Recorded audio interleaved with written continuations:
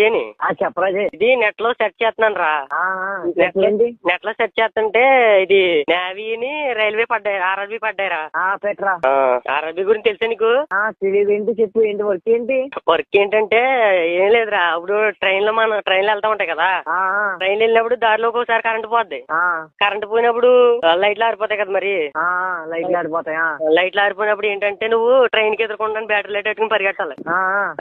చేస్తావు మరి నువ్వు. అది నువ్వు అప్లై చేస్తున్నావా? అంటే మా డాడీ అన్నారు నువ్వు ట్రైన్ ఎదుర్కొండా పరిగెట్టలేవు వద్దురా అన్నారు. అంటే నేను ఫిట్ బాడీ కాదు కదా అది.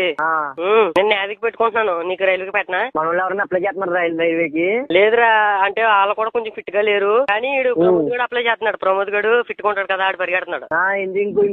ఇంకోటి ఏంటి? అది నేవీరా. అది ఏంటంటే దాని గురించి చెప్పు. షిప్లు ఉంటాయి కదా, షిప్లు వెళ్తాయి కదా, మన అయ్యి దారిలో ఆగిపోతా ఉంటాయి. ఒకసారి ఇంజిన్ ప్రాబ్లం వచ్చినప్పుడు వాటర్ ప్రూఫ్ బెల్ట్ ఇస్తారు ఒకటి, మనం మునిగిపోకుండా.